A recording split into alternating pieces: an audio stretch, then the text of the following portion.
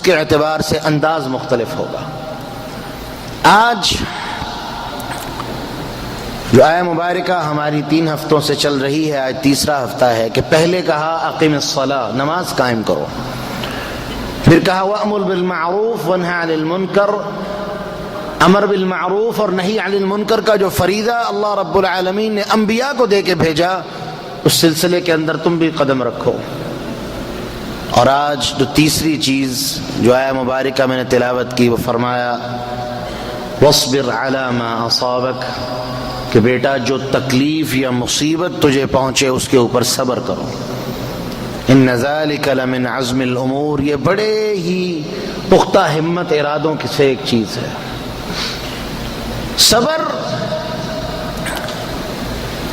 انبیاء علیہم السلام کی تبلیغ سیدنا نوح علیہ السلام سے لے کے جناب محمد الرسول اللہ صلی اللہ علیہ وسلم تک، اور اس کے بعد صحابہ سے لے کے آج تک، ہر دور میں جب رب العالمین کی دعوت کی وہی بات کی جائے گی، توحید کی بات کی جائے گی، سنت پہ عمل کی بات کی جائے گی، اقتداء بالسنہ کی بات کی جائے گی، تو ہر دور میں رکاوٹیں بھی کھڑی ہوئیں، تکلیفیں بھی پہنچائی گئیں، مصائب کا شکار بھی ہوئے، لیکن انبیاء علیہم السلام نے جو ایک سنت قائم کی پوری دنیا تک، قیامت تک کے لیے، اور وہ سنت کیا تھی؟ وہ صبر تھی، کہ رب العالمین کے رستے میں چلتے ہوئے قال رب انی دعوت قومی لیلا ونہارا، اللہ میں نے دن رات اپنی قوم کو تبلیغ کی، اور کتنی دیر تک؟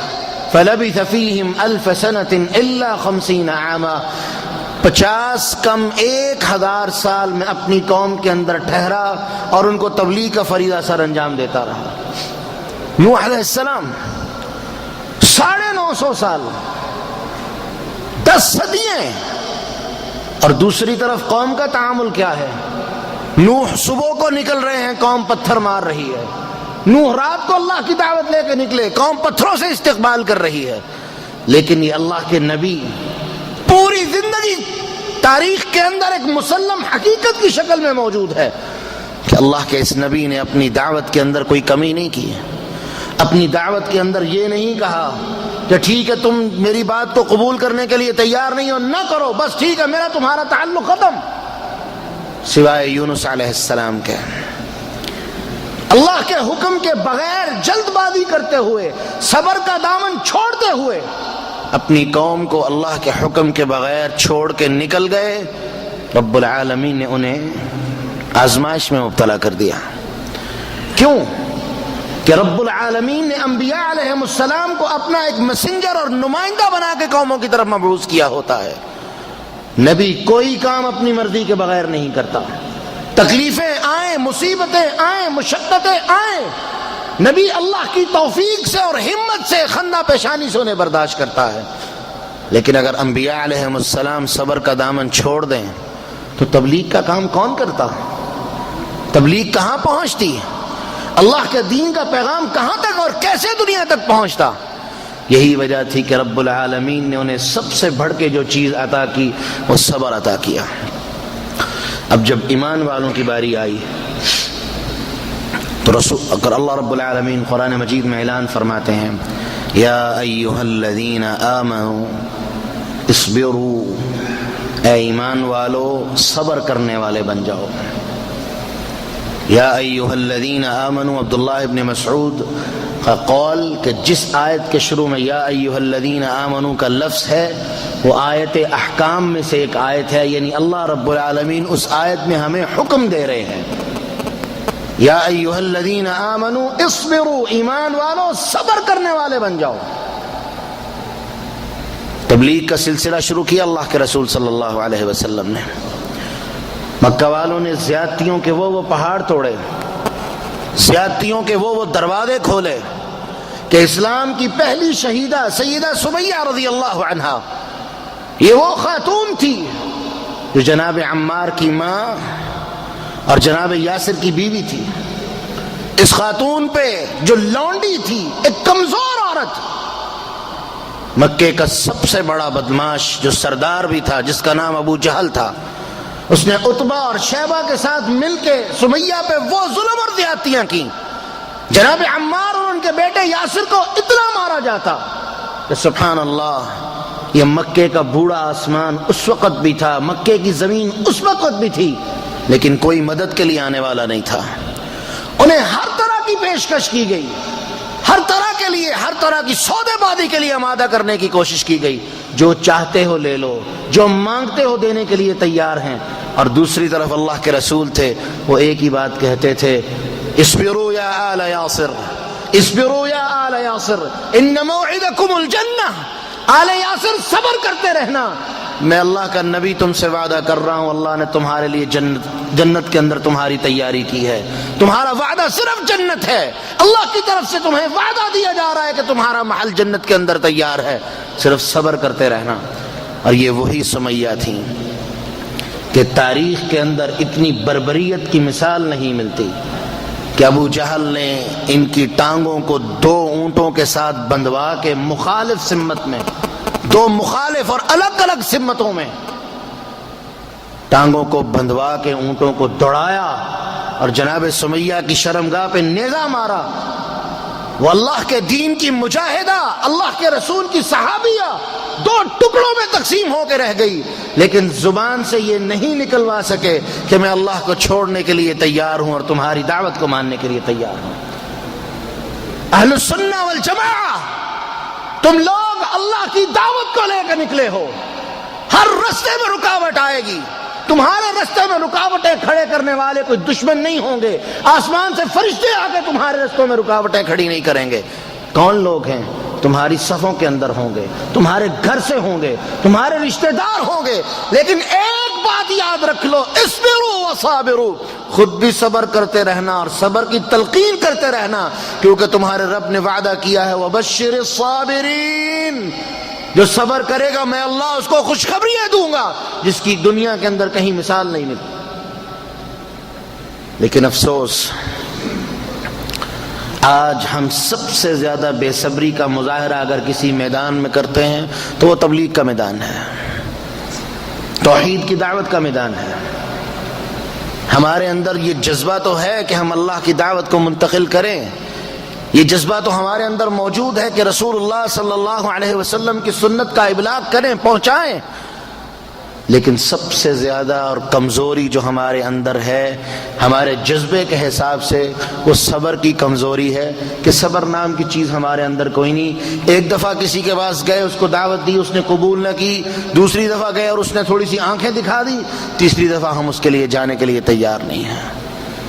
کتنی مجلسیں ایسی ہیں، سیرت اٹھا کے دیکھیے، 50 سے زیادہ مجلسیں رسول اللہ صلی اللہ علیہ وسلم کی جو مکہ کے سرداروں کے ساتھ، خاص طور پہ مکہ کے سرداروں کے ساتھ ہوئی، ان کی مجلسوں میں جا کے اللہ کے رسول ان کو دعوت دیتے تھے، اور وہ اللہ کے رسول کے ساتھ کیسا تعامل کرتے تھے، کیسا تعامل کرتے تھے، کوئی چھپی بات نہیں، حقارت کی نظر سے دیکھنا، نفرت کی نظر سے دیکھنا، یتیمی کے طعنے دینے، سبحان اللہ، یہ وہ چیزیں تھیں جو پورے عرب کے معاشرے میں معیوب سمجھی جاتی تھیں۔ ان طعنوں کی جب انتہا ہوئی تو رب العالمین نے پھر 2 باتیں کہیں، ایک عمل کے ساتھ پریکٹیکلی اور ایک قرآن کی شکل میں۔ اللہ نے ایک بات کیا کہی، ما ودعک ربک وما قلا والضحى واللیل اذا سجا، 2 قسمیں اللہ نے اٹھا کے کہا، اے محمد صلی اللہ علیہ وسلم، ما ودعک ربک وما قلا، تیرے رب نے تجھے اکیلا نہیں چھوڑا، نہ تو اپنے رب سے کہیں دور ہوا ہے، پریشان نہ ہوا۔ جب اور بھی انتہائی ہوئی تو رب العالمین نے آسمان پہ بلا کے مہمان نوازی کی اور معراج کا شرف بخشا جو پوری کائنات میں کسی کو حاصل نہیں ہوا، تاکہ رسول اللہ صلی اللہ علیہ وسلم کی دل جوئی ہو۔ جتنی تکلیفیں اللہ کے رسول نے اللہ کے دین کے لیے برداشت کی، اللہ کی قسم اگر اللہ کے رسول جلد بازی کرنے والے ہوتے، اگر اللہ کے رسول صبر نہ کرنے والے ہوتے اور آپ اللہ کے حضور ہاتھ اٹھا دیتے، اللہ سے دعا کر دیتے اللہ ان کو تباہ و برباد کر دے، آج یہ کہیں نام و نشان تک بھی عرب کے ذرے، اس پوری کائنات کے اندر، عرب تو ایک الگ موضوع ہے، جہاں جہاں اسلام کی دعوت کے مخالف کے اگر اللہ کے رسول بد دعا کر دیتے کہیں زمین کے اوپر کسی مسلمان کا نشان بھی باقی نہ ہوتا. اسی لیے اللہ کے رسول نے فرمایا اللہ نے ہر نبی کو ایک دعا، ایک مستجاب، ایک قبول کی جانے والی دعا جو قوم کے متعلق ہے اللہ نے ہر نبی کو دی، اور ہر نبی نے اس دعا کے معاملے میں جلدی کی. میں نے اس دعا کے معاملے میں جلدی نہیں کی بلکہ اس دعا کو کل قیامت کے دن کے لیے مؤخر کر کے سنبھال کے رکھ لیا ہے.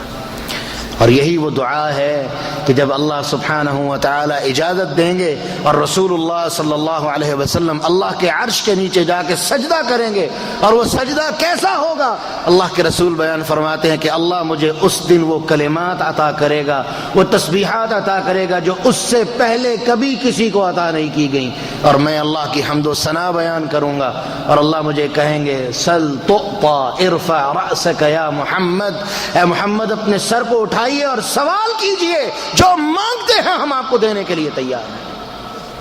یہ ہے صبر. صبر کا پہلا نقطہ اللہ کے دین کے رستے میں آنے والی ہر تکلیف اور آزمائش، اس پہ صبر کرنا. طائف کے اندر جو رسول اللہ صلی اللہ علیہ وسلم کو ایذا پہنچائی گئی اور تکلیف پہنچائی گئی، وہ اتنی تکلیف تھی اور اتنی تکلیف دہ تھی کہ رسول اللہ صلی اللہ علیہ وسلم خود اس کا ذکر اپنی شریکہ حیات سیدہ عائشہ رضی اللہ عنہا سے کیا کرتے تھے. لیکن اللہ کے رسول کو ایک بات سیدہ خدیجہ نے کہی تھی. جب اللہ کے رسول حرا سے آئے اور آگے کیا کہا، زملونی دسرونی، مجھے کپڑا اوڑھ دو، مجھے کمبل دو، مجھے لپیٹو کسی چیز کے اندر. اللہ کے رسول کو جیسے سردی کی وجہ سے انسان کپ کپا رہا ہوتا ہے یہ کیفیت تھی، اور آپ نے کہا مجھے میری جان کا ڈر ہے. تو سیدہ خدیجہ نے ایک بات کہی تھی، کلا واللہ ما یخزیک اللہ ابدا. دو قسمیں اٹھا کے کہا ہرگز نہیں، اللہ کی قسم کبھی ایسا نہیں ہوگا کہ اللہ آپ کو ضائع کرے، اللہ آپ کو کبھی ضائع نہیں کرے گا. کیوں؟ انک لتحمل الکل، آپ لوگوں کا بوجھ اٹھاتے ہیں، لوگوں کی مدد کرتے ہیں، غریبوں کے ساتھ تعاون کرتے ہیں. جو شخص ایسا ہو کبھی اللہ اسے ضائع نہیں کیا کرتا. رسول اللہ صلی اللہ علیہ وسلم سیدہ خدیجہ کی باتوں سے بڑے ہی حوصلہ افزا ہوئے، حوصلہ افزا باتیں ملی، دل بھرا، خوشی ہوئی، پھر اپنے رستے پہ چل نکلے. لیکن طائف کا واقعہ ایک ایسا واقعہ تھا جس کا ذکر آپ سیدہ عائشہ سے کیا کرتے تھے کہ عائشہ جتنی تکلیف مجھے طائف کے اندر ملی، جب طائف والوں نے مجھے تکلیفیں دیں، اللہ کی قسم اس سے پہلے اور اس کے بعد مجھے کبھی ایسی تکلیف نہیں ملی. اور اس دن اختیار ملا، جبریل آئے، پہاڑوں کا فرشتہ آیا، بارشوں کا فرشتہ آیا، آگے التجائیں کی، ایک دفعہ حکم کیجئے اس پوری بستی کا نام و نشان زمین سے غائب ہو جائے گا. لیکن میرے رسول نے کیا دعا کی، اللہم اہدی قومی فإنہم لا يعلمون، اللہ میری قوم کو ہدایت دے، یہ مجھے نہیں جانتے. اور اگلی دعا کی، اللہ اس جگہ پر جو پتھروں والی زمین ہے اپنی رحمتوں کی بارشیں اور اپنی رحمتوں کی برکتیں یہاں پہ نازل فرما، اور اللہ ان کی اولادوں میں سے لوگوں کو نیک بنا، اور ایسا نیک بنا کہ قیامت تک ان کی نسلیں مسلمان ہوں اور میری ماننے والی ہوں. یہ دعا کس نتیجے میں تھی؟ صبر کے نتیجے میں. آج یہی صبر، یہی نمونہ، لقد کان لکم فی رسول اللہ اسوۃ حسنہ کے اصول کے تحت اگر ہم یہ نمونہ اپنے ساتھ لے کے چلیں گے ہم تبلیغ کے میدان میں کامیاب ہوں گے. تکلیفیں آئیں گی، مصیبتیں آئیں گی، مشقتیں آئیں گی، لیکن جب محمد الرسول اللہ صلی اللہ علیہ وسلم کا نمونہ، ہمارے رہبر و رہنما کا نمونہ موجود ہوگا، ہم اپنے رہبر کے نمونے کو دیکھ کے نہ صرف کہ اللہ سے اور استقامت کی دعائیں کریں گے بلکہ اس رستے کے اوپر اور شدت کے ساتھ اور زیادہ جذبے اور ولولے کے ساتھ ہم چلتے چلے جائیں گے. دوسری چیز، سورہ بقرہ میں اللہ اعلان فرماتے ہیں وَلَنَبْلُوَنَّكُمْ بِشَيْءٍ مِّنَ الْخَوْفِ وَالْجُوعِ وَنَقْصٍ مِّنَ الْأَمْوَالِ وَالْأَنفُسِ وَالثَّمَرَاتِ، میں تمہیں آزماؤں گا بِشَيْءٍ مِّنَ الْخَوْفِ، خوف کے ساتھ، وَنَقْصٍ مِّنَ الْأَمْوَالِ، مالوں کے اندر گھاٹے کے ساتھ، مالوں کے اندر، بزنس کے اندر، معاملات کے اندر، تجارت کے اندر خسارے کے ساتھ، والانفس، جانے ضبط کر کے، رشتہ داروں کو، تمہارے رشتہ داروں کو اپنے پاس واپس بلا کے، والثمرات، اور قحط کی شکل میں. لیکن وبشر الصابرین، بشارت اور خوشخبری ہیں ان لوگوں کے لیے جو صبر کرنے والے ہیں. اور وہ صبر جو کرنے والے ہیں ان کی نشانی اللہ نے قرآن میں بیان کی. الذین اذا اصابتهم مصیبہ قالوا انا للہ وانا الیہ راجعون. کہ جب ان کو مصیبت آتی ہے، تکلیف آتی ہے، وہ واویلا نہیں کرتے، وہ شور شرابہ نہیں کرتے، وہ ماتم اور بین نہیں کرتے، بلکہ ان کا اصول کیا ہے؟ انا للہ وانا الیہ راجعون. ہم اللہ کے لیے اور اللہ ہی کی طرف واپس چلے جانا ہے. جو یہ تکلیف آئی ہے، مصیبت آئی ہے، یہ اللہ کی طرف سے ہے، اور یقیناً اس میں ہمارے لیے کوئی بہتری ہے اور سلامتی ہے جو اللہ نے رکھی ہے. اللہ تیری طرف سے آئی ہے، ہم قبول کرتے ہیں. اللہ ہمیں اس کو برداشت کرنے کی ہمت اور توفیق عطا فرما. ایوب علیہ السلام اللہ کے نبی ہیں. ایک لمبا عرصہ جو 2 دہائیوں پہ مشتمل ہے، بیماری کے اندر گزارا. اور بیماری بھی ایسی کہ کوئی قریب بیٹھنے کے لیے تیار نہیں ہے. پورا جسم گلا ہوا، کیڑے پڑے ہوئے. سبحان اللہ. آج کے دور میں ایک معمولی سا زخم آپ کے ہاتھ پہ ہو جائے اور وہ نظر آ رہا ہو، کوئی بندہ آپ سے سلام لینا گوارا نہیں کرے گا. کیوں؟ ہم معاذ اللہ اپنے آپ میں تھوڑا سا اپنے آپ کو بڑا فیشنیبل اور صاف ستھرا اپنے آپ کو گمان کرتے ہیں. اس لیے ہم ایسے شخص سے جس کے ہاتھ میں کوئی معمولی سا زخم ہے، سوری بھائی تمہارے جراثیم کہیں مجھے منتقل نہ ہو جائے، سلام لینے کے لیے بھی تیار نہیں ہوں گے. ہمارے عقائد میں اتنی کمزوریاں ہیں کہ اللہ کے رسول نے یہ بات کہہ دی کہ کوئی بیماری کسی بندے سے کسی دوسرے کو منتقل نہیں ہو سکتی، کوئی بیماری متعدی نہیں ہے. لیکن آج اس سائنس کی توہم پرستی نے ہمیں اس عقیدے کے اندر اتنا کمزور کر دیا کہ ایک گھر میں ایک نزلے اور زکام کا مریض ہو، دوسرا اس کے قریب جانے کے لیے تیار نہیں ہوتا. جبکہ اللہ کے رسول کیا کہہ رہے ہیں؟ کوئی بیماری کبھی بھی متعدی نہیں ہو سکتی، ایک بندے سے دوسرے کو بیماری نہیں لگ سکتی. صحابہ نے آگے کہا اللہ کے رسول دیکھیں 200 300 400 اونٹ ہوتے ہیں، ایک کو خارش پڑتی ہے اور سارے اونٹوں کو پڑ جاتی ہے. آپ نے کہا یہ بتاؤ وہ پہلے اونٹ کو خارش کس نے ڈالی تھی؟ وہ تو اللہ نے ڈالی تھی. تو فرمایا جس اللہ نے ایک اونٹ کو خارش ڈالی تھی باقی سب کو بھی اس نے ڈالی ہے، اس اونٹ کی وجہ سے باقیوں کو خارش نہیں لگی. جناب ایوب علیہ السلام 2 دہائیاں بیماری کا عرصہ، لیکن صبر کیا، اللہ سے دعائیں اور التجائیں کرتے رہے. اور دعا کیا تھی؟ وَأَيُّوبَ إِذْ نَادَى رَبَّهُ أَنِّي مَسَّنِيَ الضُّرُّ. ایوب نے جب اپنے رب کو پکارا تو کیا کہا؟ ہے اللہ مجھے بڑی ہی تکلیف اور مصیبت میں ہوں. اللہ یہ بیماری کی وجہ سے میری زندگی کے جو معاملات ہیں بڑی تکلیف میں گزر رہے ہیں. وَأَنْتَ أَرْحَمُ الرَّاحِمِينَ. اللہ تو رحم کرنے والا ہے، مجھ پہ رحم فرما دے، اس بیماری سے نجات عطا فرما دے. واویلا نہیں کیا، شور شرابہ نہیں کیا، پورے محلے کو علاقے کو اکٹھا کر کے نہیں سنایا کہ میں بیمار ہوں. اور قرآن کہتا ہے ایوب نے صبر کیا. اور کیسا صبر کیا کہ رب العالمین نے عرش اعلان کیا انا وجدناہ صابرا. ایوب ہم نے تجھے بڑا ہی صبر کرنے والا پایا ہے. یہ ہے صبر. اور سبحان اللہ یہ وہی ایوب ہیں کہ جب اللہ نے شفا دی اور آسمان سے ٹڈیوں کی بارش، سونے کی ٹڈیوں کی بارش نازل کی، تو یہی ایوب جو 18 سال تک بیماری کے عالم میں صبر کرتے رہے، یہی ایوب اس اللہ کی رحمت کی جو بارش ہو رہی ہے بے صبری کے عالم میں اس کو اکٹھا کر رہے ہیں.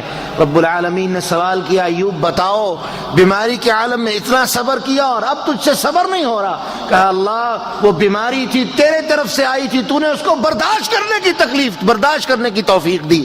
اللہ اب یہ تیری رحمت ہے اور میں تیری رحمت سے محروم نہیں ہونا چاہتا. صبر بیماری کے اوپر، تکلیف کے اوپر.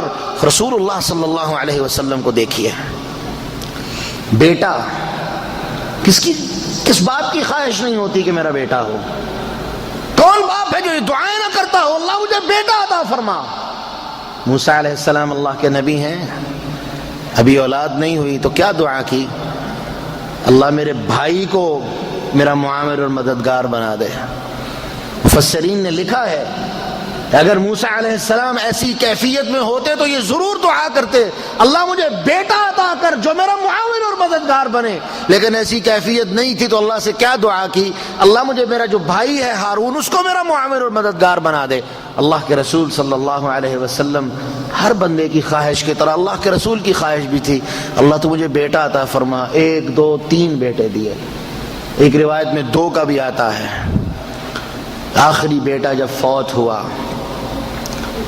سبحان اللہ، اللہ کے رسول نے اپنے ہاتھوں میں اٹھایا ہوا اور آپ کی آنکھوں سے آنسو جاری ہیں اور آپ کی زبان پہ صرف ایک لفظ ہے، اِنَّا لَمَحْزُونُونَ عَلَى فِرَاقِكَ يَا ابراہیم، اے ابراہیم ہم تیری موت کے غم میں بڑے ہی دکھ اور غم زدہ ہیں، تیری موت کی وجہ سے ہم بڑی ہی تکلیف میں ہیں اور بڑے ہی غم میں ہیں، لیکن نحن نصبر على رضا ربنا، ہم اپنے رب کی رضا پہ صبر کرنے والے ہیں۔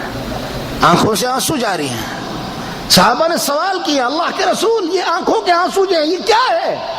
کیونکہ اللہ کے رسول تو منع کرتے تھے کہ خبردار کوئی مردوں پہ ماتم نہ کرے، کوئی بین نہ کرے، کوئی اپنے گریبانوں کو نہ پھاڑے۔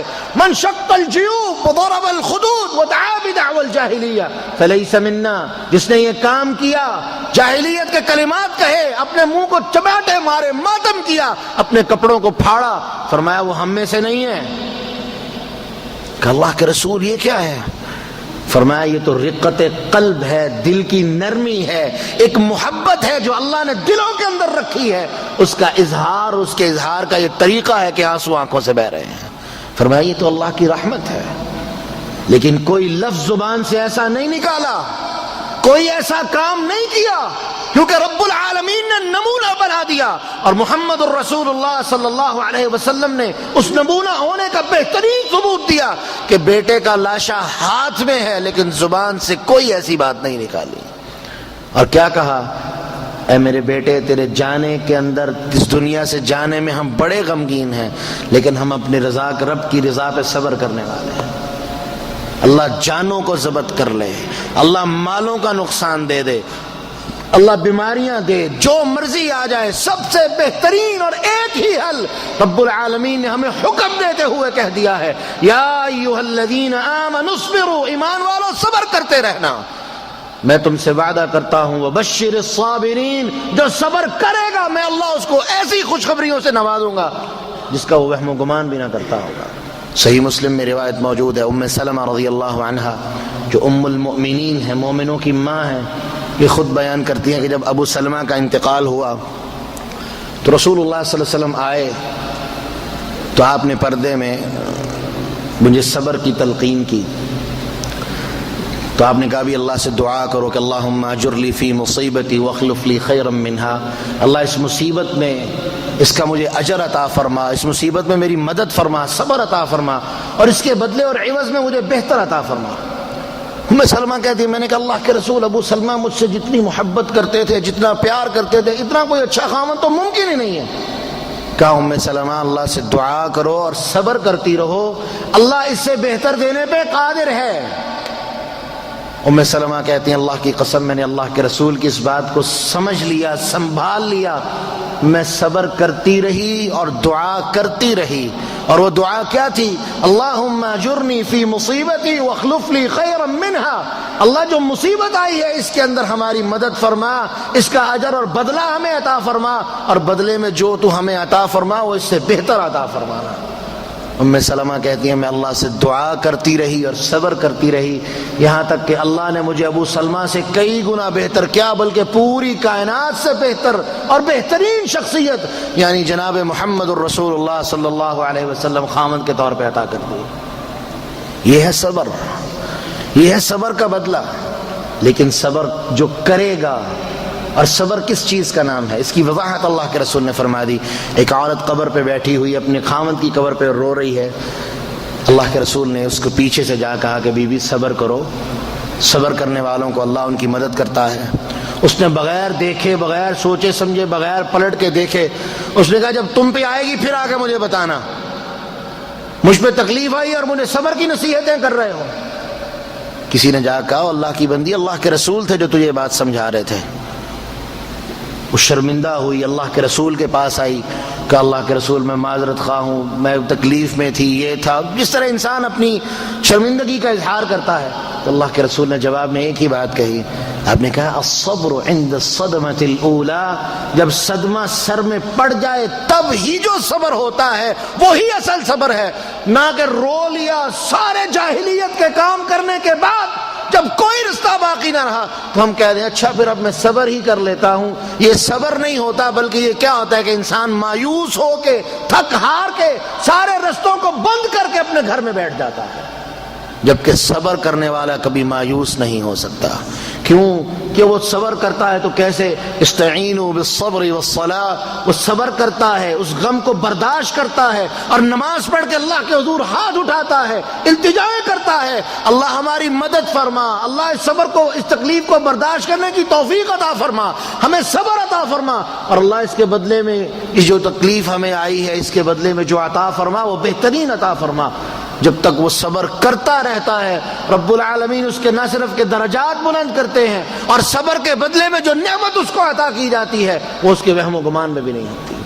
اسی لیے رب العالمین نے قرآن مجید میں سورہ عصر میں یہ اعلان واضح لفظوں میں کر دیا، والعصر ان الانسان لفی خسر الا الذین آمنوا وعملوا الصالحات وتواصوا بالحق وتواصوا بالصبر، کہ انسان گھاٹے کے اندر ہے، لیکن وہ لوگ جو ایمان لائے، وعملوا الصالحات، اور نیک اعمال کرتے رہے اور سچ بات کی تلقین کرتے رہے اور صبر کی تلقین کرتے رہے۔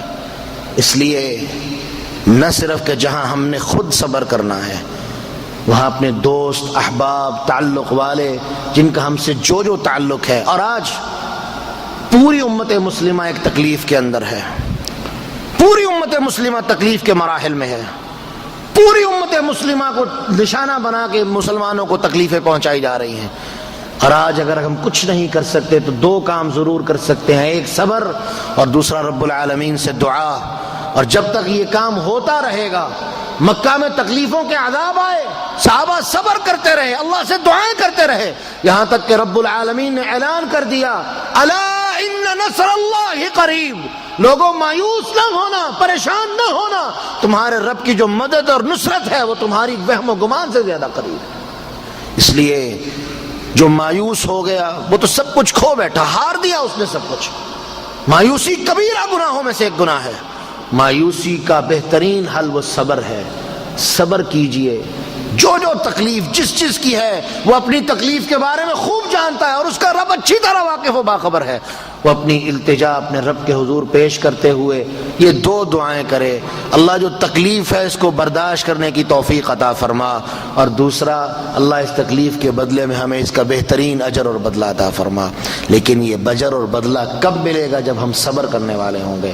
یا ایھا الذین آمنوا اصبروا وصابروا، اے ایمان والو خود بھی صبر کرو اور لوگوں کو صبر کی تلقین اور نصیحت دیا کرو۔ وآخر دعوانا ان الحمد للہ رب العالمین۔